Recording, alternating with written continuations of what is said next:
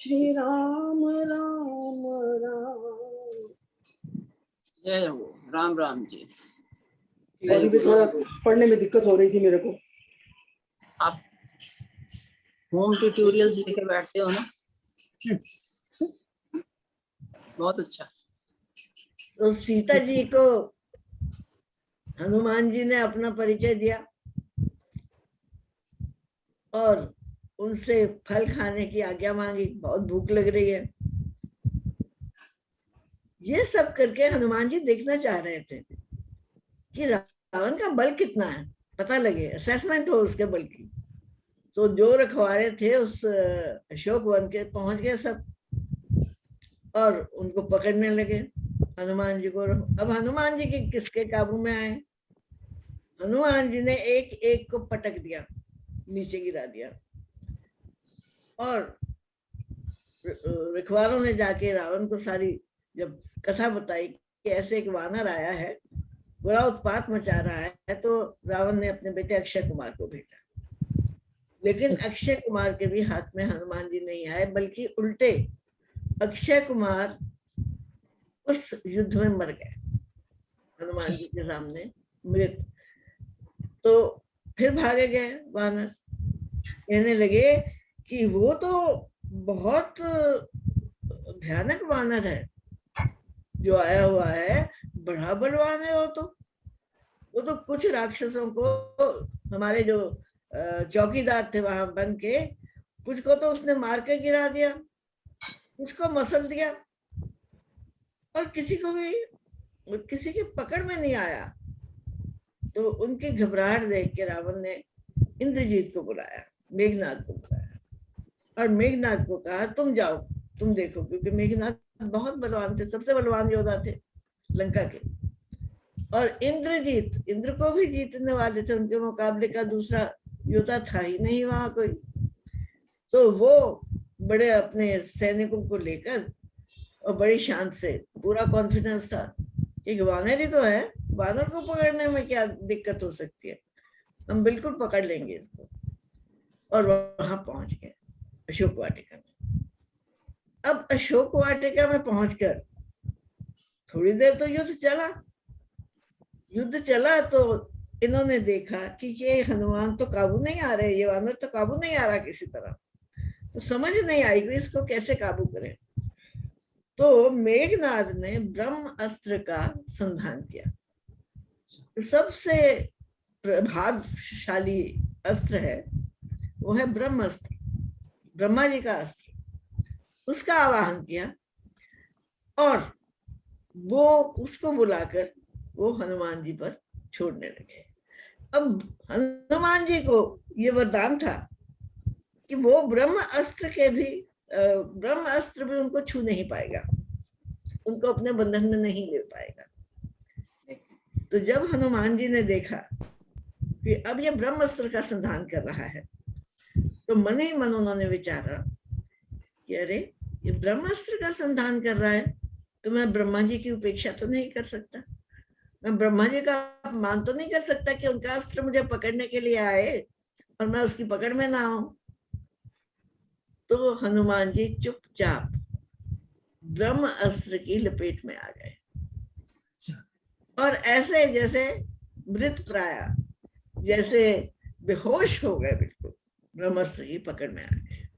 तो ये अवस्था, उस अवस्था का वर्णन कर रहे हैं। सुनी सुत वद लंकेश सरिसाना, पठयसि मेघनाद बलवाना, मारसी जाने सुत बांधे सुताहु, देखे ही कपि कहाँ कर आया। देखे तो सही हो कहाँ से आया है ऐसा विचित्र बानर। चला इंद्रजीत अतुलित जो था, बंधु निधन सुनी उपजा क्रोधा, मेरे भाई को मार दिया उसने। कपि देखा दारुण भट आवा, कट कटाई गर्जा रुधावा।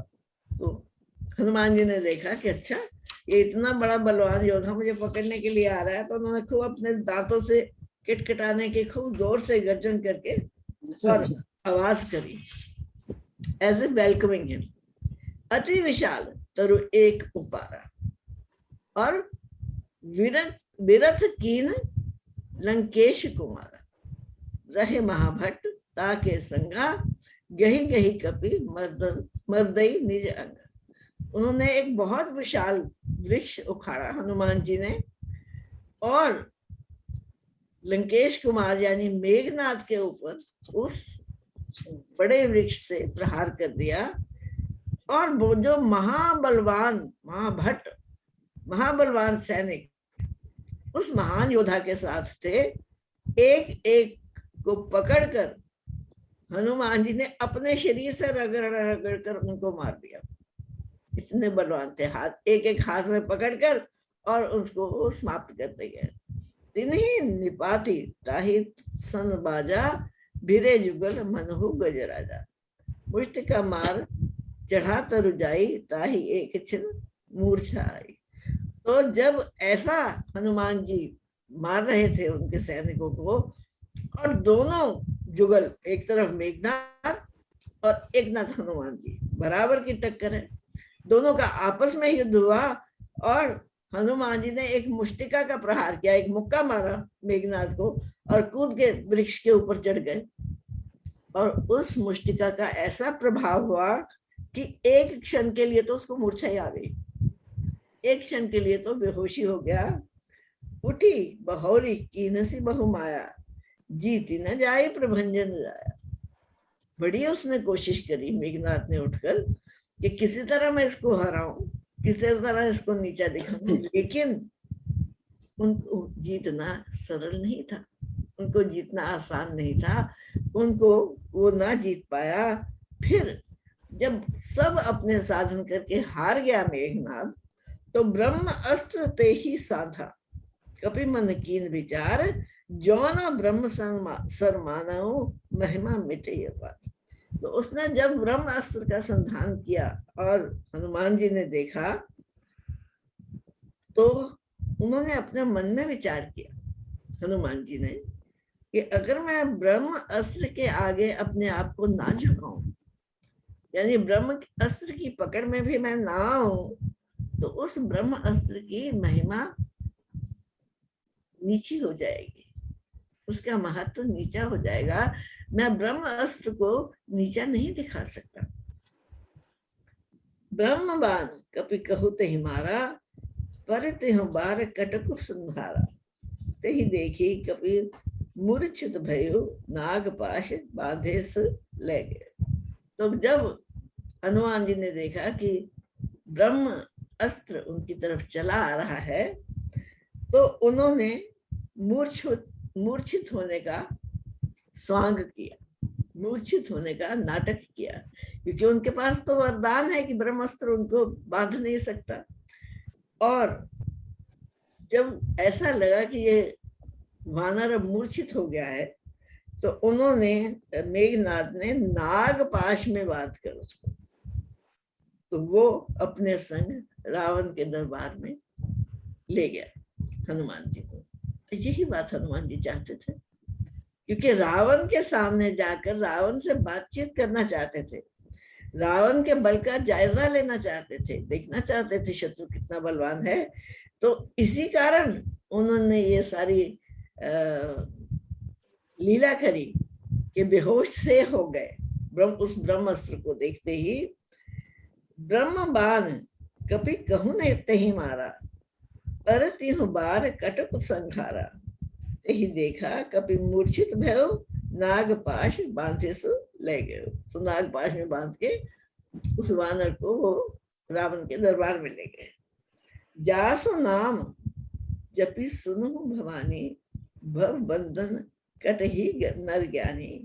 तासु दूत की बंध तरु आवा प्रभु कारज लगे कपि बंधावा।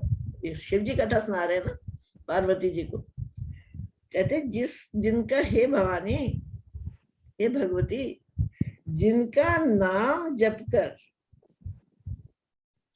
जीव के और बड़े बड़े ज्ञानियों के भव के बंधन कट जाते हैं, भव रोग से वो मुक्त हो जाते हैं, ऐसे राम जी के दूत श्री हनुमान जी को कौन बांध सकता है? किसमें सामर्थ्य है उनको बांधने की? ये तो प्रभु कारज लगी कप ही बंधावा। क्योंकि भगवान का कार्य करने आए हुए हैं, इसलिए उन्होंने ये लीला करी और दिखाया कि वो बंध गए हैं ब्रह्मास्त्र में, और बंध कर वो इन वानरों के साथ चल पड़े, इन राक्षसों के साथ चल पड़े रावण के दरबार में। कपि बंधन सुनी निशिचर धाये, सारे राक्षस भागे आए जब उनको पता लगा कि बंध गया, निशिचर तो कपि बंध गया, वानर बंध गया, सब भागे भागे आए और कौतुक लगी सभा सभाए, कौतुक से, बड़े आश्चर्य से कि आज तक किसी के काबू में ये नहीं आ रहा था, आज कैसे बंध गया ये। 10 मुख सभा दीखी कपि जाई, कहीं न जाई कुछ अति प्रभुताई। तो रावण की जो महासभा थी, कपि को जब वानर को यानी हनुमान जी को उस सभा में लेके गए, तो उसका वैभव देखकर, उसकी प्रभुताई देखकर हनुमान जी भी आश्चर्यचकित हो गए। ऐसी महत्ता, ऐसा सौंदर्य, ऐसा ऐश्वर्य उन्होंने भी पहले नहीं देखा था। कर जोड़े सुन दिसप विनीता, भ्रुकुटि विलोकित सकल सभीता, देख प्रताप न कपि मन शंका, जिमे अहिगन महु गरुड़ असंख्य। तुलसीदास जी बहुत सुंदर उपमा दे रहे हैं।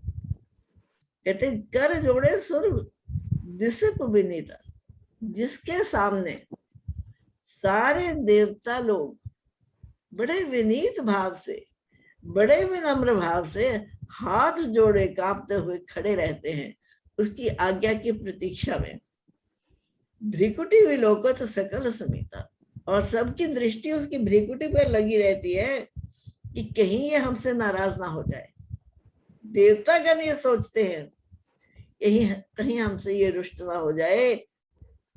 देखी प्रताप न कपि मन शंका, ऐसे रावण का प्रताप देखकर, ऐसे रावण की महिमा देखकर भी हनुमान जी के हृदय में कोई भय नहीं उपजा, कोई शंका नहीं उपजी। क्यों? क्योंकि हनुमान जी तो अपने स्वामी का कार्य करने आए हैं और उनकी निष्ठा दृढ़ है कि उनके स्वामी ही तीनों लोकों के स्वामी हैं। इसलिए एक असुर का बल देखकर वो घबराए नहीं। हालांकि देवता कर बांधे खड़े हैं उस असुर के आगे, रावण के आगे। जिमी अहिगन महु गरुड़ असंख्य, जैसे कितने भी सांप हों धरती पर विचर रहे, गरुड़ उन सांपों से डरता नहीं है। क्यों? क्योंकि उसको पता है कि वो तो एक ग्रास है उसका। गरुड़ अपने पंजे से सांप को पकड़ लेता है और उसका वध कर देता है। इसी प्रकार सिमली दी है कि रावण, उसका सारा वैभव, उसका सारा बल, उसकी सारी सेना देखकर भी हनुमान जी बिल्कुल भी कंपित नहीं हुए, बिल्कुल नहीं डरे, जैसे कि गरुड़ सांपों की समूह को देखकर डरता नहीं है। क्योंकि गरुड़ जानता है कि सांप उसके द्वारा मारे जाएंगे। हनुमान जी जानते हैं कि रावण हनुमान जी के सामने टिक नहीं पाएगा, क्योंकि हनुमान जी किसके स्वामी हैं, किसके दास हैं, किस स्वामी के दास हैं? जो त्रिलोकी के स्वामी हैं। ये उनका कार्य करने आए हैं। कपि विलोकी दसानन विहसा, और कहीं दुर्बाद सुतवद सुरती कीन्ही पुनि उपजा हृदय विषाद। तो कपि को देखकर, यानी हनुमान जी को देखकर दसानन, 10 सिर वाला जो रावण था ना, अभी हंसने लगा, यानी सरकास्टिकली। अच्छा, आ गया पकड़ में, इतना अपने आप को बड़ा मानता था कि तुझे कोई पकड़ नहीं सकता। और कही दुर्बाद, और बड़े दुर्वचन कहे, बहुत अपमानजनक वचन उनसे कहे। और फिर कहते कहते उसे याद आ गया कि उसके पुत्र अक्षय कुमार को इन्हीं हनुमान जी ने मारा था। और याद आते ही, अक्षय कुमार की याद आते ही रावण का हृदय व्यथित हो गया। दुखी हो गया, दुखी भी हो गया और उसका क्रोध और भी अधिक भड़क गया कि तुमने मेरे पुत्र को मार दिया। तो बड़े ही क्रोध में रावण भर गया। कह लंकेश कवचतै कीसा, यही केवल घाले ही वन कीसा, की धौ श्रवण सुनहि मोहि, नहीं मोहि देखो अति असंख्य सठ तोहि। अरे तुम कौन है और लंकेश कवनतै कीसा, लंकेश के सामने यानी लंका के स्वामी रावण के सामने आने का तेरा साहस कैसे हुआ? और किसका बल है जिसके बल पर तो इतनी डींग मार रहा है, इतना अभिमान कर रहा है और इतना उत्पात मचा रहा है कि धौ श्रवण सुने ही नहीं मोहे। तूने क्या मेरी बात नहीं सुनी? जो मैं तुझे धमकी दे रहा हूं, वो ये नहीं कहता कि धमकी दे रहा हूं, मैं तुझे बता रहा हूं कि तेरे का प्राण चले जाएंगे, तेरे को मृत्यु दंड मिल जाएगा तेरे इस उत्पात के कारण, फिर भी तेरे को जरा भी भय नहीं होता। तो अशंक सठ तो ही, तू कौन? तू शठ है, तू जिद्दी है और तुझे कोई शंका नहीं होती, कोई भय नहीं होता कि तू मारा जाएगा मेरे बल के सामने। कौन है तू? कहां से आया है? किसके बल पे इतना उत्पात मचा रहा है? मारे निशिचर के ही अपराधा, कछु सठ तो ही ना प्राण के ही बाधा। और सुनो रावण ब्रह्मांड निकाया, पाई जासु बल विरचति पाया। कहते अरे तूने इन राक्षसों को किस अपराध के कारण मार दिया? क्या अपराध किया था उन्होंने तेरा कि तूने पकड़ पकड़ कर राक्षसों को मारा और तुझे ये भी ध्यान नहीं आया कि तेरे प्राण चले जाएंगे? अगर मेरे सेवकों को तू ऐसी निर्दयता से मार देगा तो तेरे प्राण कौन से बचे रहेंगे? वो रावण जिसके बारे में सारा ब्रह्मांड जानता है और जिसके बल की कथाएं सुनकर सारा ब्रह्मांड भयभीत रहता है, डरा हुआ रहता है, क्या तुझे उसके बल का तनिक भी ज्ञान नहीं है? अगर तुझे उसके बल का ज्ञान होता तो डर उपजता तेरे हृदय में, भय उपजता, फिर तू ऐसे ढीठों की तरह, शठों की तरह सामने नहीं खड़ा रहता गर्दन उठाकर। तो जाके बल विरंची हरीशा, पालत सृजन हरत 10 सीसा, जा बल शीस धरत सहसानन, अंडकोश समेत गिरी कानन। अरे जिसके बल से भयभीत होकर, एरोगेंस देखो, अहंकार देखो, जब अहंकार उपज जाता है, जब अहंकार उदय हो जाता है तो सत्यता से किस प्रकार अनभिज्ञ रहता है। अरे जिसके भय से शिव जी, ब्रह्मा जी और विष्णु जी सारे संसार की सृष्टि की रचना करते हैं, उसका पालन करते हैं और फिर उसका संहार करते हैं, उस जिस रावण के भय से जा बल शीस धरत सहसाना, और जिसके बल से बलवान्वित होकर, जिसके बल से भयभीत होकर सहस्त्र शीशा, सहस्त्र शिरों वाला शेषनाग सारी पृथ्वी को अपने शीश पर धारण करता है।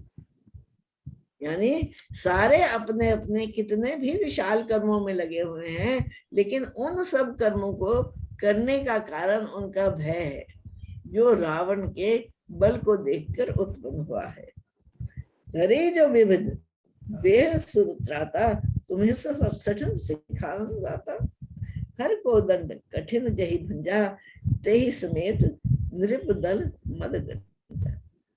तो कहते सारे सुर त्राता, सारे देवता जिसके बल से डरते हैं, जिसके बल से भयभीत होते हैं, अरे हे सठ, ए ढीठ, तुझे उसका उसके बल का भी डर नहीं है, तो उससे भी तनिक भयभीत नहीं है। हर को दंड कठिन जही भंजा, तेहि समेत नृप दल महंगा। सो जिस प्रकार तूने तबाही मचाई है मेरे अशोक वन में, और इतने इतने मेरे बल भट्टों को तूने मार के गिरा दिया है, उसका दंड तो तुझे जरूर मिलेगा। हर दूषण त्रिशिरा रुबाली, बधे सकल अतुलित बलशाली। तो हनुमान जी हंसने लगे, कहते अच्छा तेरा बल, तू बहुत बलवान है ना, कितना है तेरा बल?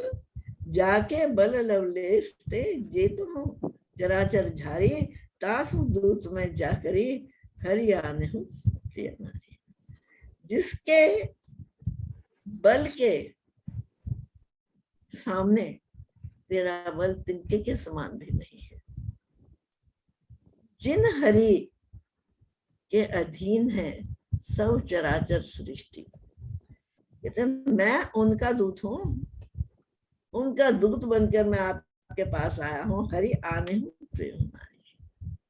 तू इतना बलवान है कि भगवान के अनुपस्थिति में उनकी पत्नी को चोरी करके ले आया, अपने बल की डींगे भगाता है, अपने बल की बड़ा जोर दिखाता है, भयभीत करता है। ये तेरे बल का प्रभाव है कि तूने एक असहाय नारी को चोरी कर लिया उसके पति की अनुपस्थिति में। जानो मैं तुम्हारी प्रभुताई, सहस्र बाहु सब परी लड़ाई।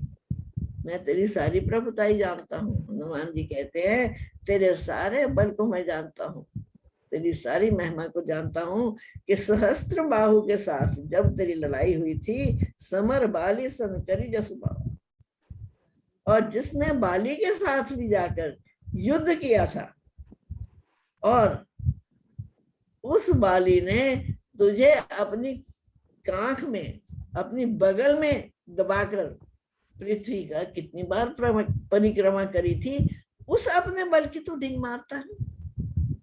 यानी कितना निर्भयता कितनी है।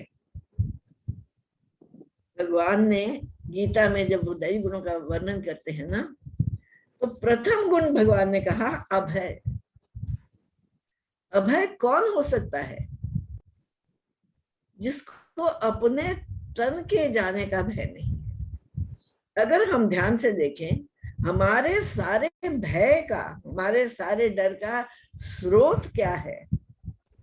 अपने तन की पीड़ा, अपने तन की मृत्यु। पता है कि रावण एक पल में मृत्यु दंड दे सकता है, लेकिन अपने स्वामी का काज करना इतना प्रिय है, अपना इतना इष्ट है कि उन्हें तनिक भी भय नहीं है रावण से। और इस निर्भयता से रावण की ही सभा में खड़े हो गए, वो उसको इतना सरकास्टिकली, इतना ताना देकर उसको उसकी जगह दिखा रहे हैं। जानो मैं तुम्हारी प्रभुताई, सहस्त्र बाहु सन परी लड़ाई, समर बाली सन करी जसु पावा, सुनि कपि वचन विहसी विहरा। तो ये कपि के वचन सुनकर रावण बहुत क्रोधित हो गया। अरे इतनी किसी की हिम्मत कि जो मेरे मुंह पे मेरी बुराई कर रहे, मेरी नीचता दिखा रहे। खले हूं खाए हूं प्रभु,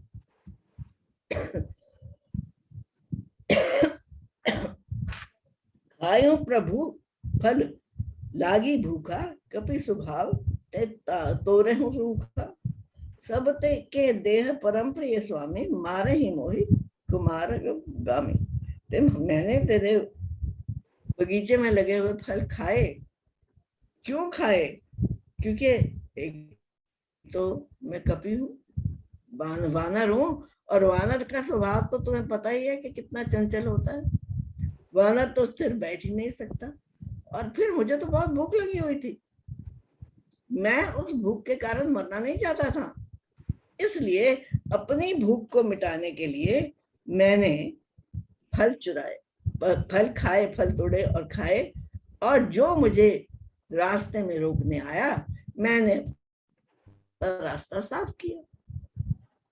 राक्षसों को मारना मेरा उद्देश्य नहीं था, मेरा उद्देश्य केवल भोजन प्राप्त करना था, और मेरी राह में जो बाधा बना मैंने उसको एक तरफ कर दिया।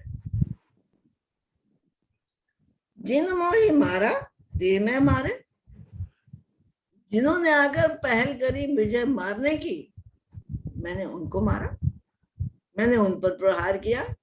मैं यानी सेल्फ डिफेंस में लड़ा, मैं अपने आप को बचाने के लिए लड़ा, मैंने ऑफेंसिव नहीं लिया, मैंने जाकर उनके घरों में उनको नहीं मारा, वो मुझे मारने आए थे, इसलिए सेल्फ डिफेंस में मैंने उनको मारा। जिन मोही मारा ते मैं मारे, तेही पे बांधे तने तुम्हारे, मोही न कछु बांधे कई लाजा, कीन चहूं निज प्रभु कर काजा। और फिर मेरे ऐसा करने पर तेरे बेटे ने यानी मेघनाथ ने मुझे बांध लिया, मुझे नागपाश में बांध लिया, लेकिन मुझे कोई लाज नहीं है इस बात की, मेरी बेइज्जती नहीं हो गई, मैं शर्मिंदा नहीं हो गया कि देखो मुझे इसने बांध लिया। क्यों? क्योंकि कीने चाहूं निज प्रभु कर काजा, क्योंकि मैं अपने स्वामी का काज करने आया हूं यहाँ, अपने स्वामी की सेवा में। Personal prejudices, personal likes and dislikes के लिए कोई स्थान नहीं। कहते मुझे कोई लाज नहीं है, मेरी कोई बेइज्जती नहीं हुई कि मुझे ये बांध के ले आया है, क्योंकि मैं तो आया ही अपने स्वामी का काम करने। और बिन कहे हनुमान जी ने बहुत बड़ी बात कह दी इस पंक्ति में, स्वामी का काज करने क्या आया हूं। जैसे गुप्तचर जाते हैं विपक्ष के राज्य में, जिससे दुश्मनी है उस राज्य में, उस राज्य की सारी सूचना लेने के लिए, स्ट्रेटेजी बनाने के लिए अपनी, कि ये कितने बलवान हैं, इनके पास कितने अस्त्र शस्त्र हैं, इनका सामना करने के लिए हमें क्या युक्ति अपनानी पड़ेगी, ये देखने के लिए गुप्तचर जाते हैं। और हनुमान जी बड़े क्लियर है कि मैं तो अपने स्वामी का काज करने के लिए आया हूं इस लंका में, इसलिए मुझे कोई शर्म नहीं कि मुझे बांध के कोई कह दे कि ये देखो कितना निकम्मा है, देखो ये लड़ भी नहीं सकता हमारे साथ, मुझे बंधन, मेरा अपमान हो गया, मुझे इस बात से कोई फर्क नहीं पड़ता। यानी सेवक कौन बन सकता है? जो अपने निजी मान अपमान से प्रभावित नहीं होता।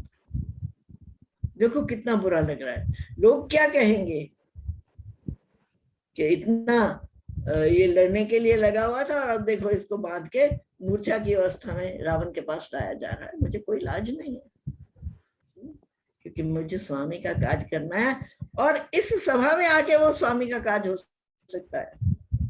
रावण के सम्मुख जाकर ही रावण के बल का और उसकी स्ट्रेटेजी का पता लग सकता है। इसलिए मुझे कोई लाज नहीं है, मुझे बांध के यहाँ लाया गया। विनती करो जोरी कर रावण, सुनो मान तजी मोर सिखावन। देखो तुम निज कुल ही बिचारी, भ्रम तजी भजहु भगत भयहारी। हे राजन, हे रावण, मैं तेरी विनती करता हूं हाथ जोड़कर। पर्सनल वैनिटी के लिए कोई जगह नहीं है, अपने अभिमान के लिए कोई जगह नहीं है। उसको सारी बातें सुनाकर भी हाथ जोड़कर विनती कर रहे हैं हनुमान जी। क्या कर रहे हैं? सुनो मान तगी मोह सिखाओ। जो मैं तुझे बात सिखा रहा हूं ना, बता रहा हूं ना, अपने मान को छोड़कर मेरी बात सुन, अपने अहंकार को छोड़कर मेरी बात सुन, तब तुझे मेरी बात का महत्व समझ आएगा। देखो तुम मुझ निज कुल ही बिचारी। अरे अपने कुल का ही ध्यान कर ले, तू कितने उच्च कुल को बिलोंग करता है, कितना उच्च कुल है तेरा। तेरे पिता, तेरी माता कितने ऊंचे कुल के हैं, क्या तेरे इस कर्म से उनका नाम बढ़ेगा या तेरे इस कर्म से वो शर्मिंदा होंगे, लज्जित होंगे कि उनके पुत्र ने कैसा कुकर्म कर दिया। तो उसका ही विचार कर ले, और उसका विचार करके जो भगत भयहारी है, अपने भक्तों के सारे दुख दूर करने वाले, उन प्रभु श्री राम को पुकार, उन प्रभु श्री राम की शरण में जा। कहते वो राम जो है उन्हें साधारण नर ना समझ, साधारण मनुष्य ना समझ, जाके डर अति काल डराइए, जो सुर असुर चराचर खाइए, तासो भैरू कबहू नहीं कीजे, मोरे कहीं जाने की दीजिए। अरे जिनके डर से काल स्वयं भयभीत है, काल स्वयं नियंत्रण में रहता है, और सुर असुर चराचर जो भी सृष्टि है उस सब को भक्षण करने वाला काल भी उन श्री राम से भयभीत रहता है, उन श्री राम के आगे हाथ जोड़कर खड़ा रहता है। उन श्री राम से कभी वैर नहीं करना चाहिए, उन श्री राम से कभी दुश्मनी मोल नहीं लेनी चाहिए। इसलिए मेरा कहना मान, और मेरा कहना मानकर जानकी दीजिए। तुम जो जानकी माता को हर के ले आए हो यहाँ, उनको लौटा दो सम्मान पूर्वक, राम जी को, प्रभु को लौटा दो, तो वो क्षमा कर देंगे। वो इतने क्षमाशील हैं, वो इतने करुणावान हैं। प्रणत पाल रघुनायक करुणा सिंधु खरारी, गए शरण प्रभु का कहीं तब अपराध विसारे। क्या बात है। कहते वो प्रणत पाल, सबका पालन पोषण करने वाले वो जो रघुनायक है, जो रघुकुल के राजा हैं, वो तो करुणा के सिंधु हैं, वो तो करुणा का सागर है। और जो उनकी शरण में चला जाता है, अपना बल त्याग के, अपना मान त्याग कर, अहंकार त्याग कर जो उनकी शरण में चला जाता है, उसके सारे अपराध विसार देते हैं, उसके सारे अपराध वो भूल जाते हैं और उसे अपनी शरण में ले लेते हैं। इसलिए रावण, तू मेरी बात सुन, उनसे वैर न ले। राम चरण पंकज उर्धर, लंका अचल राजू तुम करो। ऋषि पुलस्त जसु विमल में अंका, ते ही शशि महु जानी हो कुलंका। कहते इसलिए राम जी के चरण कमल जो है अपने हृदय में धारण कर ले, अपने हृदय में उन चरण कमलों को बिठा ले, क्योंकि अगर तूने उनके चरण कमलों को अपने हृदय में बिठा लिया तो वो तेरा लंका का राज्य अचल कर देंगे। तेरे लंका के राज्य को कोई भी छू नहीं सकेगा, कोई भी तुझे इस राज्य गद्दी से उतार नहीं सकेगा, प्रोवाइडेड तू उनके चरण कमल अपने हृदय में धार लेता है। तो याद रख, ऋषि पुलस्त जसु विमल मैन का। कहते ऋषि पुलस्त के कुल का है तू, जो इतना स्वच्छ है, जो इतना उज्जवल है, तो तू उस उज्जवल चंद्रमा समान कुल में कलंक की भांति क्यों व्यवहार कर रहा है। जैसे चंद्रमा में कलंक लग जाता है ना, काला सा एक हिस्सा है चंद्रमा में जब हम देखते हैं तो इतना तेरा जो पावन कुल है, उच्च कुल है, उसमें तू क्यों कलंक बनकर उसको कलंकित कर रहा है।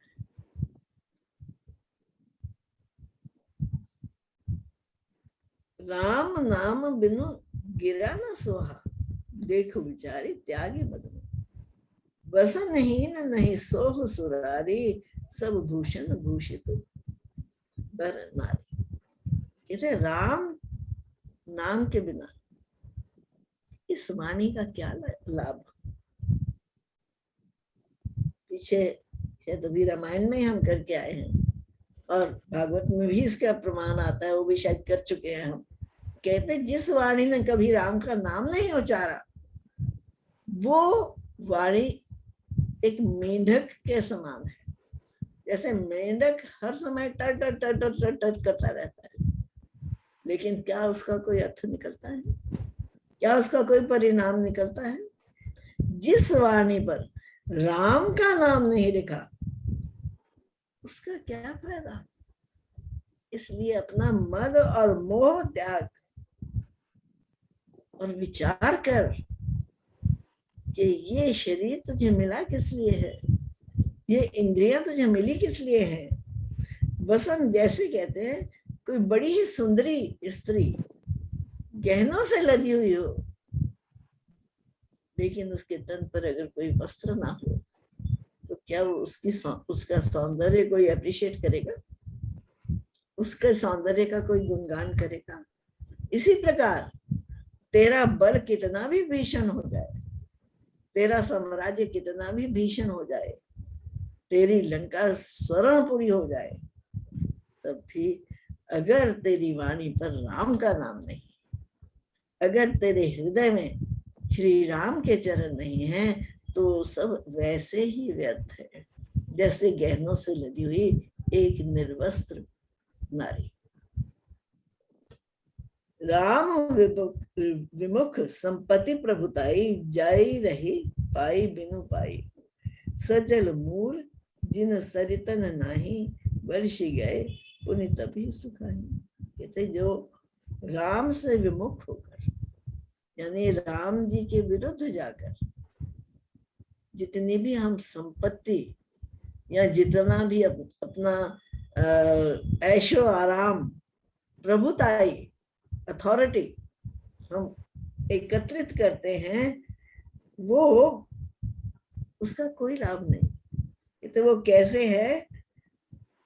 जिन वृक्षों की जड़ें जल पूर्ण मिट्टी में नहीं है, जब तक वर्षा आती है, वर्षा ऋतु में वो वृक्ष सिंच जाते हैं, उनको पानी मिल जाता है, वो हरे हरे हो जाते हैं। लेकिन जब वर्षा ऋतु खत्म होती है तो वो वृक्ष सूखे के सूखे ज्यों के त्यों झड़ जाते हैं और गिर जाते हैं, क्योंकि वहां पर सस्टेनेंस ही नहीं है, जीवन का आधार ही नहीं है, जड़ें ही नहीं है।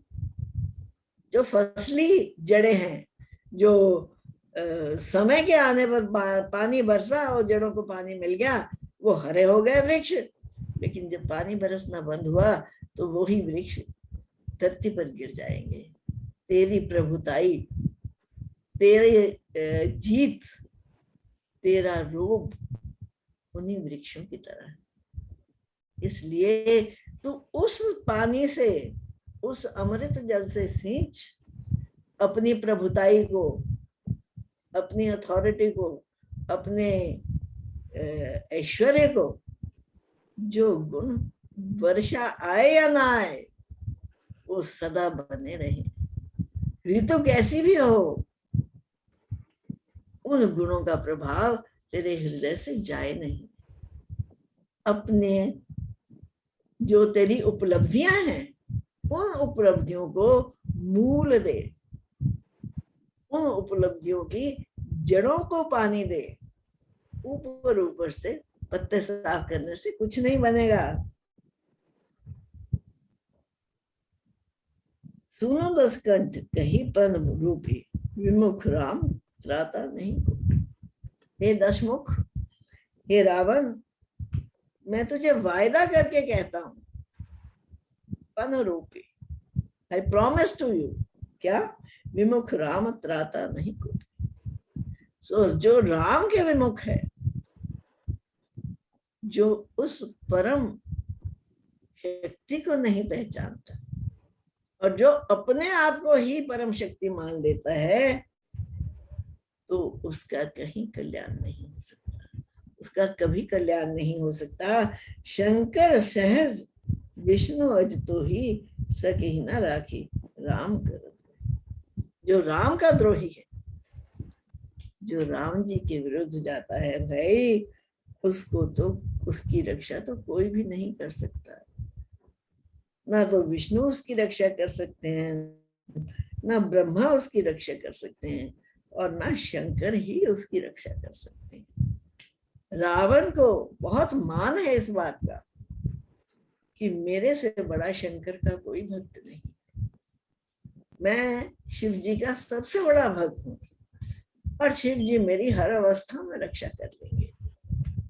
तो ये सेंटेंस कहकर, ये वाक्य कहकर हनुमान जी ने चेताया रावण को कि भाई ब्रह्मा विष्णु महेश किसी की भी शरण में चला जा, अगर तू रामद्रोही है, अगर तू राम से द्रोह करता है तो तुझे विनाश से कोई नहीं बचा सकता।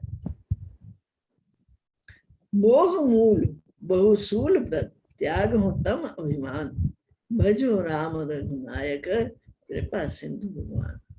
इसलिए हे रावण, मोह मूल बहुसूल व्रत, मोह का जो मूल है, मोह किसे कहते हैं? अंधकार, बेहोशी, जहां सत्य का हम दर्शन नहीं कर सकते, सत्य दिखता नहीं है हमें, कहते ऐसी बेहोशी, ऐसे अंधकार जो सूलप्रद है, जो हर समय हमें पीड़ा ही दे सकता है, वो क्या है? तम पूर्ण अभिमान, यानी अंधकार में आंखें बंद करके मेरे से ऊपर कोई नहीं, मैं सबसे ऊपर, अपनी आंखें बंद करी हुई हैं। ये जो तेरा मोह मूल अभिमान है ना, इसको त्याग, इसको छोड़। ये जो कैटरेक्ट, ये जो मोतिया बिंद तेरी आंखों के ऊपर आ गया है अभिमान का, और तू सत्यता को सत्यता करके जान नहीं रहा, सत्यता को देख नहीं रहा। भजू राम रघुनायक कृपा सिंधु भगवान, इसको त्याग कर तू रघुनायक, रघुकुल के नायक श्री भगवान का सिमरन कर, उनको याद कर। क्यों याद कर? क्योंकि वो कृपा के सिंधु हैं, वो बड़ी से बड़ी भूल भी हमारी क्षमा कर देते हैं, वो बड़ी से बड़ी भूल को भी याद नहीं रखते, इसलिए उनकी शरण में जाइए। हनुमान जी ज्ञान दे रहे हैं। रावण की सभा में चारों तरफ से शत्रुओं से घिरे हुए, कितना साहस है हनुमान जी में, कितना बल है हनुमान जी में, कितनी अभयता है हनुमान जी में, तनिक भी संकोच नहीं कर रहे रावण को एडवाइज करने में, रावण को सम्मति दे रहे हैं, ये तो कर रहा है, ये गलत कर रहा है, अभी भी इसको ठीक कर ले। वो तो कृपा निधान है, वो तो तेरे सारे पापों को दूर कर देंगे, क्षमा कर देंगे, वो कृपा सिंधु हैं, उन भगवान की शरण में जा। अब शिव जी कहते हैं, यद्यपि कही कपि अति हितवानी, भक्ति विवेक विरति नय सानी, बोला बेहसी महाअभिमानी, मिला हम ही कपि गुरु बड़ जाने। हालांकि हनुमान जी ने जो भी बातें कही रावण को अति हितवानी, उसका हित हृदय में रखकर कही, उसके कल्याण के लिए से ये सब बातें कही। भक्ति विवेक विरति नय सानी, और उनकी सारी बातें जो थी जैसे भक्ति और विवेक में डूबी हुई थी, सैचुरेटेड, भीगी हुई थी। उनके एक एक वाक से भक्ति टपक रही थी, प्रेम टपक रहा था। और ऐसी बात को सुनकर रावण पर क्या रिएक्शन हुआ? उन्होंने तो रावण के कल्याण के लिए सारी बातें कही, और बोला बेहसी महाअभिमानी। वो रावण जो महाअभिमानी है, बेहसी, बड़ा हंसकर बोला कि अच्छा, अब ये कपि, ये बानर ही मुझे ज्ञान देने के लिए गुरु मिला, इस वानर के अतिरिक्त क्या संसार में कोई दूसरा नहीं जो मुझे ज्ञान देगा? एक तो वानर नीच जाति, दूसरा तेरा ये साहस कि तू मुझे ज्ञान दे। और मुझे पता कि मुझे क्या करना चाहिए। मृत्यु निकट आई खल तो ही लागे सी अधम सिखावन मोही।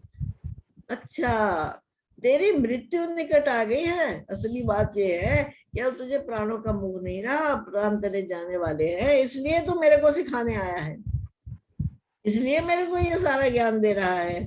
उल्टा होई कहे हनुमाना, मति भ्रम तोर प्रकट में जाना।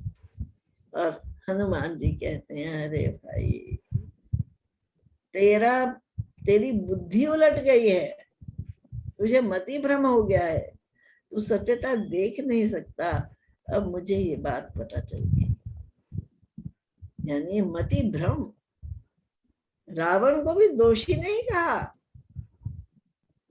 कहा तेरी बुद्धि उलट गई, तुझे सत्यता समझ नहीं आ रही है। सुनी कपि वचन बहुत खिस्याना, वेगी न हरहु मूढ़ कर प्राण। सुनत निशाचर मारन धाये, सचिवन सहित विभीषण। तो कपि की बातें सुनकर, हनुमान जी की बातें सुनकर इसको बड़ा क्रोध आया रावण को, और क्रोध से क्या आज्ञा दी इसने, जल्दी इसके प्राण हरो, जल्दी इसको मृत्यु प्रदान करो, अब ये मेरे सामने खड़ा ना रहे। और उसकी आज्ञा सुनकर अनेकों निशाचर जो थे, राक्षस थे, वो भागे हनुमान जी की तरफ उन पर प्रहार करने के लिए। लेकिन उसी समय सचिवन सहित विभीषण आए। सचिवों को लेकर, मंत्रियों को लेकर विभीषण जी उठ खड़े हुए। विभीषण जी वहां पहुंचे और क्या कहते हैं, नाई शीस करी विनय बहुत। नाई शीस, विभीषण जी ने अपनी अथॉरिटी नहीं दिखाई, सिर झुकाकर और बहुत विनती से और प्रेम से अपने भाई को समझा रहे हैं, नीति विरोध न मारे दूत। दूत का कभी वध नहीं किया जाता, वो ये नीति विरुद्ध है। अगर आप ऐसी बात करेंगे तो संसार में आपका मान कौन करेगा। आन दंड कछु करिए गोसाई, सभी कहा मंत्र भल भाई। तो इसलिए हे भ्राता, हे रावण, आप किसी और दंड का विचार कीजिए, प्राण दंड ना दीजिए, इनको मारो नहीं, क्योंकि अगर मारोगे दूत को तो बहुत जग हंसाई होगी। सब लोग जो आज आपका मान करते हैं वो मान करना बंद कर देंगे। तो जब विभीषण ने ये बात कही तो सारे लोग उनसे एग्री करने लगे, उनकी बात को मानने लगे। आन दंड कछ करिए गोसाई, सभी कहा मंत्र भल भाई। हे भ्राता, आप इसके लिए किसी और दंड का विचार कीजिए। जब विभीषण ने ऐसा कहा तो सभी लोगों को उनकी बात बड़ी अच्छी लगी। हाँ, इनकी सम्मति ठीक है, ये ठीक बात कर रहे हैं, इनकी बात मान लेनी चाहिए। सुनत भी हंसी, बोला दस कंधर, अंग अंग भंग करी पठही बंदर। तो विभीषण की बात सुनकर 10 शीश वाला, 10 शीश यानी इतना अपने आप को इंटेलेक्चुअल समझता है, इतनी बुद्धि वाला समझता है। और विभीषण की बात सुनकर उसने कहा कि अच्छा चलो ठीक है, इसका अंग भंग कर दो, कोई ना कोई इसका अंग तोड़ दो और इस बंदर को भगाओ यहाँ से। अंग भंग हो जाएगा तो ये रहने काबिल ही नहीं हो जाएगा। अब अंग भंग कौन सा करो। कपि के ममता पूछी पर सभी, कहूं समझाई, तेल बोरी पट बांधी पुनि पावक देव लगाई। क्या करो, कपि जो बंदर है ना, उसको अपनी पूंछ से बहुत ज्यादा प्यार होता है, इसलिए कौन सा अंग भंग करो, इसकी पूंछ को जला दो। जितना तेल है, जितना घी है, सब कुछ इकट्ठा कर लाओ और कपड़े और बोरियों से इसकी पूंछ को लपेट कर उन सब के ऊपर ये घी और तेल डालकर अग्नि लगा दो। अपने आप ये नष्ट हो जाएगा, अपने आप ये खत्म हो जाएगा। देखिए कितनी गहराई है हमारे शास्त्रों में। मैनेजमेंट कैसे करनी है, शत्रु के साथ कैसे डील करना है, हनुमान जी यहाँ ये शिक्षा दे रहे हैं। रिसोर्सेस किसके, लंका के, रावण के। घी और तेल भी कहां से आएगा, सब घरों से। कपड़े भी कहां से आएंगे, पूंछ को लपेटने के लिए, सब घरों से। ठीक है। और वो स्थान जहां पर युद्ध हो रहा है, युद्ध से बड़ा विनाश होता है, वो स्थान कहाँ कौन सा है, वो भी लंका, वो भी शत्रु की नगरी है। यानी अपना कुछ भी वहां नहीं जा रहा, अपना कोई नुकसान नहीं हो रहा, वहां शत्रु के कॉस्ट पर शत्रु को हराया जा रहा है। सो जब रावण ने ये आज्ञा दी तो सारे राक्षस भागे और तेल और कपड़ों का इंतजाम करके आए, घी का इंतजाम करके आए कि अब इसकी पूंछ जलानी। लेकिन और हनुमान जी ने भी बड़ी माया करी, उन्होंने भी अपनी पूंछ को बढ़ाना शुरू कर दिया। इतना बढ़ाना शुरू कर दिया, इतना बढ़ा दी अपनी पूंछ कि लंका के घरों में से, राक्षसों के घरों में से जाकर जो वहां तेल और घी पड़ा था, जो वहां वस्त्र पड़े थे, सब के एकत्रित करके लाने पड़े इस वानर की पूंछ को लपेटने के लिए।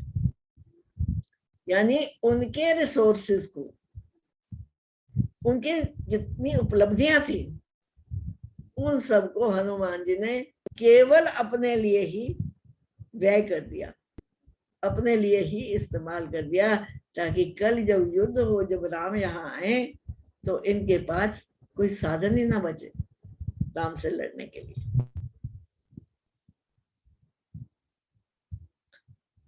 कपि के ममता पूछ पर सभी कहो समझाई, तेल बोरी पट बांधी पुनी, पावक देहु लगाई। तो ये आज्ञा उसने दी कि ये लगा के, वस्त्र लगाकर और घी लगाकर उस पर तुम अग्नि दे दो, पावक दे दो। पूंछहीन वानर कहीं जाई ही, तब सठ निज नाथ ही ले आई ही।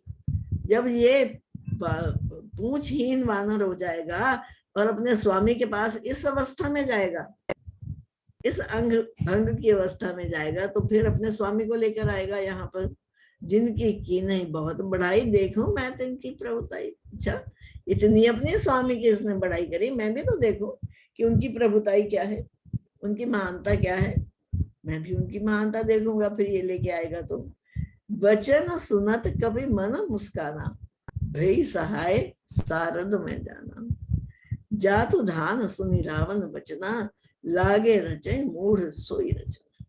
तो उसके वचन सुनकर हनुमान जी मन ही मन बहुत मुस्कुराने लगे, बहुत प्रसन्न हुए, और क्या कहते हैं, भई सहाय सारद में जाना, कि मुझे पता लग गया कि शारदा माता यानी बुद्धि की देवी मेरी सहायता करने के लिए पहुंच गई हैं। इसी कारण तो रावण के मुख से ऐसे उल्टे शब्द ये कहला रही हैं, ऐसी उल्टी सम्मति ये रावण को दे रही हैं।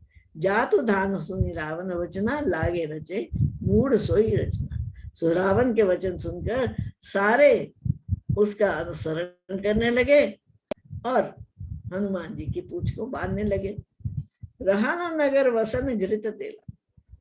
अब हनुमान जी ने लीला क्या करी कि अपनी पूंछ को इतना बढ़ा लिया, इतना बढ़ा लिया कि रहा न नगर वसन घृत तेला, बाढ़ी पूंछ कीन कपि खेला। और हनुमान जी तो खेल कर रहे हैं अपना, वो तो खेल क्या कर रहे हैं, अपनी पूंछ को बढ़ाते चले जा रहे हैं, बढ़ाते चले जा रहे हैं। और इसका परिणाम क्या हुआ कि सारी लंका में ना तो कोई कपड़ा बचा, ना कोई घी बचा, ना कोई तेल बचा, सब आकर उनकी दुम पर वो डाल रहे हैं। कौतुक कहें आए पूर्ववासी। लोगों ने सुना उसकी पूंछ जलाने लगे तो कौतुक से, आश्चर्य से चकित होकर सब वहां पहुंच गए। मारही चरण करही बहुहासी, और खूब अपने चरण पटक, राक्षस है ना, तो दूसरे के हानि में इनको बड़ी प्रसन्नता होती है, तो चरण पटक पटक कर बड़ी खुशियां मना रहे हैं कि अब देखेंगे इस बंदर का क्या बनता है, अब देखेंगे ये कहाँ बच कर जाता है। हंस हंस के बात कर रहे हैं। बाजे ही ढोल दे ही सब तारी, नगर फेरी पुनि पूछ प्रचारी। पावक जरत देख हनुमान, हनुमंता भयो परम लघु रूप तुरंता। तो उन्होंने पूंछ को आग लगा दी और खूब तालियां बजा बजा के, ढोल बजा बजा के सेलिब्रेट कर रहे हैं कि देखो देखो हमने पूंछ जला दी इस बंदर की। और हनुमान जी ने क्या किया, उन्होंने जब देखा कि पूंछ को आग लग गई तो अति लघु रूपा, वो बड़े छोटे से अपने नेचुरल रूप में वापस आ गए। क्योंकि इतने विशाल शरीर के साथ वो उड़ेंगे कैसे, वो आकाश में कैसे जाएंगे, इसलिए उन्होंने अपने शरीर को बहुत लघु कर लिया। तुरंता, तनिक भी देर नहीं लगाई, यानी परिस्थिति के अनुकूल जो अपने आप को तत्क्षण मोल्ड करता चला जाए, उसी समय बदलता चला जाए। निबु की चढ़े कपि कनक अटारी, भई सभीत निशाचर नारी। और वो छोटा सा रूप धरकर जितने सोने के भवन थे, उनकी अटारियां थी, उनकी गैलरीज थी, कूद के हनुमान जी वहां पर जा चढ़े। और जो राक्षसियां थी, राक्षसों की पत्नियां थी, वो अग्नि के जलते हुए गोले को देखकर भयभीत हो गई कि ये क्या हुआ, ये तो हमारे ही घर में आग लगा देगा, हम ही मारे जाएंगे। हरि प्रेरित तही अवसर, चले मरुत 49, अट्ठास करी गर्जा कपि बढ़ी लाग आकाश। तो हनुमान जी को इस प्रकार अटारियों के ऊपर चढ़ते देखकर जो 49 मरुत हैं, यानी 49 प्रकार की वायु, 49 प्रकार की वायु है जो चलती है, जो विभिन्न भिन्न कार्य करती है, वो सारे के सारे इकट्ठे ही चलने लगे हनुमान जी की सहायता करने के लिए। क्यों? क्योंकि जितनी पवन तेज चलेगी उतनी अग्नि और प्रज्वलित होगी, उतनी अग्नि और बढ़ जाएगी। और किसने प्रेरित किया था उन मारुत गणों को? हरि प्रेरित, भगवान की प्रेरणा से वो पवन सारी की सारी इकट्ठी चलने लगी। अट्ठास करी गर्जा कपि बाढ़ी लाग आकाश। तो हनुमान जी ने खूब जोर से गर्जन करी, अट्ठास खांसी मार के खूब गर्जन करके और आकाश की तरफ उड़ चले, आकाश की तरफ चले गए। देह विशाल परम हरवाई, मंदिर ते मंदिर चढ़ाई। उनका विशाल शरीर फिर उन्होंने कर लिया और मंदिर ते मंदिर चढ़ाई। एक घर से कूदे दूसरे पर,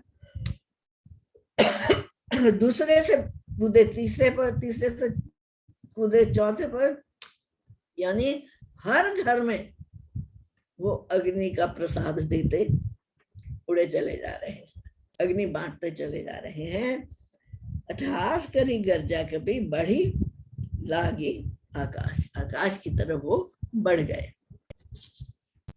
देह विशाल परम हरवाई, मंदिर ते मंदिर चढ़ाई, जरे नगर भालोग विहार। सारा नगर इस प्रकार जलने लगा उस अग्नि में और लोग बेहाल हो गए, लोग व्यथित हो गए, दुखी हो गए। झपट लपट बहु कोटि कराला। और हनुमान जी झपट झपट कर कभी इधर जाते हैं, कभी उधर जाते हैं और उस अग्नि को और भी अधिक प्रज्वलित करते चले जाते हैं। तात मातु हा सुनिए पुकारा, यही अवसर कोई हम ही उबारा। हम जो कहा ये कभी नहीं हुई, वानर रूप धरे सुर कोई। तो सारे निशाचर जो हैं, सारे राक्षस जो हैं, जिनके घरों में अग्नि से जिनके घरों को टच करते जा रहे हैं हनुमान जी, वो बेचारे पुकारने लगे, हाय माई बाप, कोई तो आके बचाओ, कोई तो आके बचाओ इस विपदा से हमें। ये इस विपदा से हमें नहीं बचाओगे तो किस विपदा से बचाओगे? हम जैसे समझ रहे थे कि एक साधारण वानर है, ऐसी बात तो नहीं है, ये साधारण वानर तो है ही नहीं। साधारण वानर थोड़े ना ऐसा कर्म कर सकता है कि सारी नगरी को जला दे। ये जरूर कोई देवता है जो वानर का रूप धरकर हमें नष्ट और भ्रष्ट करने आया है। यानी जो मोराल है, यानी जो आत्मबल है सारे राक्षसों का, इस अग्नि की ज्वाला में हनुमान जी ने एक क्षण में शांत कर दिया। जिसका दूत इतना बलवान है, वो अगर इस नगरी में आ जाएंगे तब क्या होगा? तब तो कुछ भी नहीं बचेगा। यानी जो राक्षस अपने आप को इतना बलवान और श्रेष्ठ समझते थे, हनुमान जी का कौतक देखकर उनका हृदय भी कांप गया, और वो भी अपनी रखवाली के लिए, अपने बचाव के लिए पुकारने लगे, कोई तो आके हमें बचाओ इस विपदा से। साधु अवज्ञा कर फल ऐसा, जरई नगर अनाथ कर जैसा। ये सब क्यों हुआ है? साधु अवज्ञा कर फल ऐसा। साधु की अवज्ञा करी ना, ये तो सम्मति दे रहे थे रावण को कि उसे क्या करना चाहिए, लेकिन रावण ने उसकी एक बात नहीं मानी, तो उसका परिणाम क्या हुआ कि सारा नगर जलकर राख हो रहा है और हम सब अनाथ हो गए। हमारी रक्षा करने वाला कोई नहीं है। जारा नगर निमिष एक माही, निमिष मतलब क्षण जिसे कहते हैं। एक क्षण में हनुमान जी ने इतने विशाल नगर को जला दिया, केवल एक घर छोड़कर। किसका घर छोड़ा? केवल विभीषण का घर छोड़ दिया। विभीषण के घर तक आंच नहीं पहुंची, क्योंकि विभीषण राम भक्त हैं। बाकी जिन्होंने अवज्ञा करी साधु की, उनको ये फल मिला। ताकर दूत अनल जही सिरजा, जरा न सो तेहि कारण गिर जा। उलट पलट लंका सब जारी, कूदी परा पुनि सिंधु उछारी। हे उमा, शिव जी कथा सुना रहे हैं उमा जी को।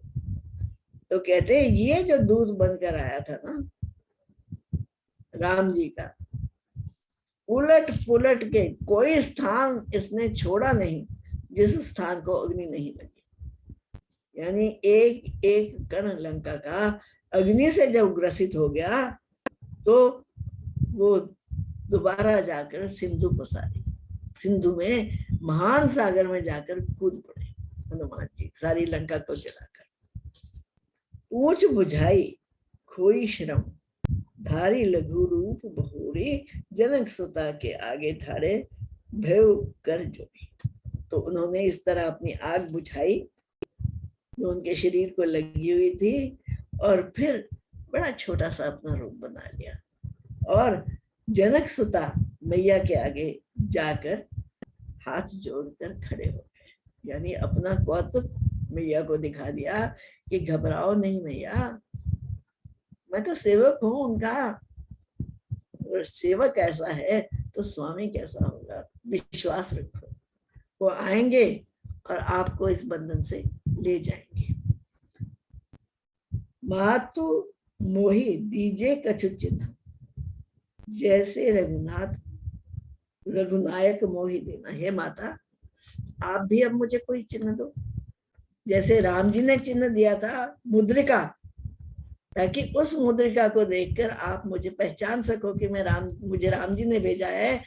अब आप मुझे कोई चिन्ह दीजिए जो मैं जाकर अपने स्वामी को दिखाऊं और उनको विश्वास हो जाए कि मैं आपसे मिलकर आ रहा हूँ। व्यर्थ में नहीं कह रहा कि मैं गया था और मिलके आया। तो आप अब मुझे कोई निशानी दीजिए अपनी। तो सीता जी ने क्या किया? चूड़ा मणि उतारी तब देयु, हर्ष समेत पवन सुत।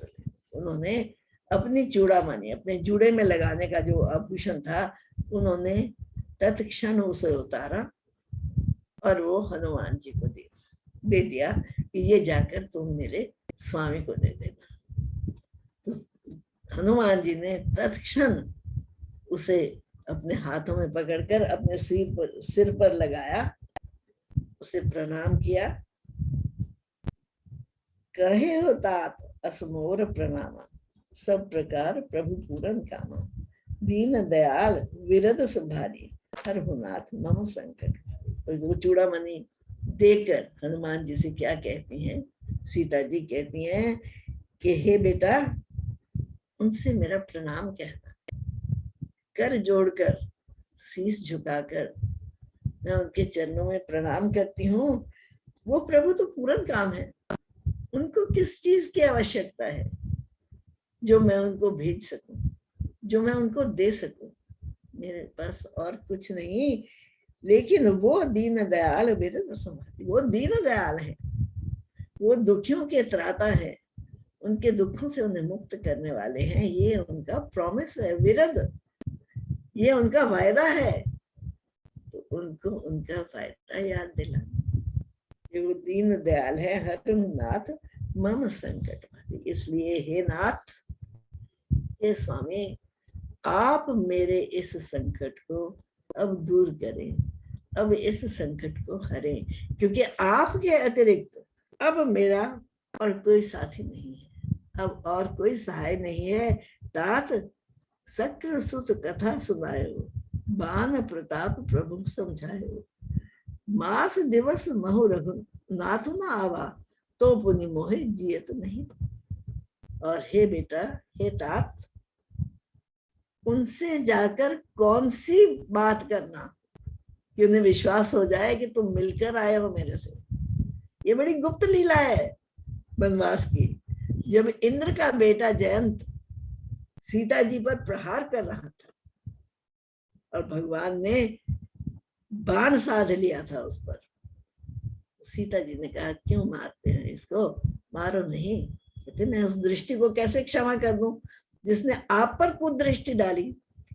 तो रघुनाथ ने एक बाण से उसकी आंख निकाल दी थी, उसकी एक आंख जाती रही थी।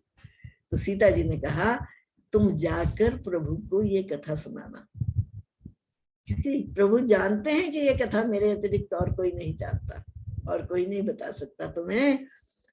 अब अगर उन्हें जाके ये भी कह देना कि अगर 1 मास के भीतर भीतर प्रभु नहीं आए तो पुनि मोए जियत नहीं पा, तो मुझे फिर वो जीवित नहीं मिलेंगे, जीवित मैं नहीं मिलूंगी उनको। क्यों? क्योंकि अभी अभी तो रावण कह के गया है, ये डरावा दे के गया है कि 1 महीना इसको समझाओ, अगर नहीं समझेगी तो इसके प्राण ले लूंगा। तो हे प्रभु, अगर 1 मास से पहले पहले आप आ गए तो आप मुझे मिल पाएंगे, अन्यथा मैं अपने प्राण त्याग दूंगी। कपि के ही विधि राखो प्राणा, तुम हो तात कहत अब जाना, देखी तो ही शीतली भई छाती, पुनि भो कहूं सोई दिन सोना। हे बेटा, हे कपि, तुम आए, तुम्हें मैंने पुत्रवत जाना, तुम राम जी के भेजे हुए दूत हो, ये जानकर मेरे हृदय में ठंडक पड़ गई। जो अग्नि से जल रहा था, विरह की अग्नि से तपित हो रहा था, तेरे दर्शन करके मेरे हृदय को बड़ा चैन मिला, बहुत अच्छा लगा। लेकिन अब तुम भी जाने को तैयार हो तो मेरे लिए तो वो ही दिन और वो ही रात, यानी मैं तो उसी विरह की अग्नि में निरंतर जलती रहूंगी। और मैं तुमसे क्या कहूं, जनक सुत ही समझाई करी, बहुविध धीरज दीन, चरण कमल सिर नाई, कपि गवहु राम पही के। तो बड़ी भांति भांति सीता जी को समझाकर, उनको धीरज बंधाकर, उनको आश्वासन देकर उन्होंने सीता जी के चरणों में अपना शीश रख दिया हनुमान जी ने, और उनका आशीर्वाद लेकर वो अब राम जी को मिलने के लिए, लौटने के लिए लौट कर चल गए।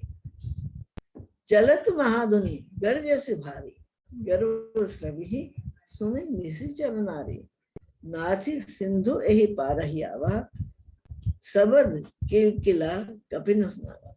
तो जोर से उन्होंने अपनी चीत्कार किया, हनुमान जी ने बड़ी जोर से गर्जन करी, इतनी जोर से गर्जन करी कि जो राक्षसों की गर्भवती पत्नियां थी ना, उस गर्जन के भय से उनके गर्भ भी गिर गए, उनके शिशु भी जाते रहे। सो इस प्रकार उत्साह से पूर्ण और खूब सबद किलकिला कपिन सुना, किलकिलाते और बहुत उत्साह पूर्ण शब्दों को करते हुए हनुमान जी अब जहां सारे वानर बैठे थे उनकी प्रतीक्षा में, उस ओर चल दिए। क्योंकि याद है ना,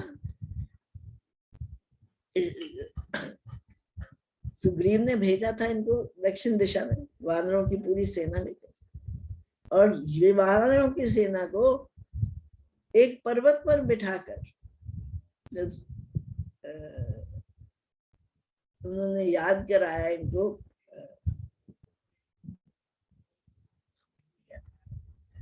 जटायु के जो भाई थे संप्राति, कि तुम्हारे पास बल है, तुम्हें पहचान नहीं है, याद करो अपने बल को, और इस सिंधु पर उलांघ जाओगे तो पार कर जाओगे। तब वो इस सागर को पार किया उन्होंने, और अब इनकी आवाज सुनकर वहां सारे वानर बड़े व्यथित होकर बैठे थे कि अभी तक हनुमान जी आए नहीं, पता नहीं सीता मैया मिली है कि नहीं मिली है। अगर नहीं मिली तो हम वापस जा ही नहीं सकते, हमारे तो प्राण हर लेंगे सुग्रीव, क्योंकि उसने कहा था कि बिना सीता मैया का पता पाए वापस नहीं आना, मैं जीवित नहीं छोड़ूंगा। सुग्रीव ने ऐसा कहा था अपने वानरों को। तो जब हनुमान जी की किलकारी सुनी, उन्होंने गर्जन सुनी, तो सब बड़े हर्षित हो गए। इस किलकारी में इतना खुशी भरी हुई है, इतना खुशी झलक रही है कि ऑब्वियसली हनुमान जी अपना कार्य पूरा करके आ रहे हैं, सीता मैया को मिलकर आ रहे हैं। मिले सकल अति भय सुखारी, तल फत नींद पांव जिम पाई, चले हर्षि रघुनायक पासा, पूछत कहत नवल इतिहास। तो सारे मिलकर बहुत प्रसन्न हुए हनुमान जी की आवाज सुनकर। कैसे जैसे जल से बाहर मछली तड़पती है ना, उस तड़पती हुई मछली को कोई जल में डाल दे, इनके तड़पे हुए हृदयों को जैसे किसी ने ठंडा जल दे दिया, यानी नव प्राण दे दिए। तो सब मिलकर हर्ष सहित खूब अब राम जी को मिलने के लिए जा रहे हैं। कि हनुमान जी ये भी कह सकते थे कि तुम चलो, मैं पहुंचता हूँ, सीता मैया की खबर लेकर मैं पहुंचता हूँ राम जी के पास। मैंने कहा नहीं, यहीं पे मेरी इंतजार करना, यह टीम वर्क, हम इकट्ठे, हमने सबने ये काम किया है, हम इकट्ठे राम जी के पास जाएंगे। तो वहां वो जिस पर्वत पर बैठे हुए थे वानर, वहां पर हनुमान जी आ गए। अब इसके अगला प्रश्न कर लेंगे।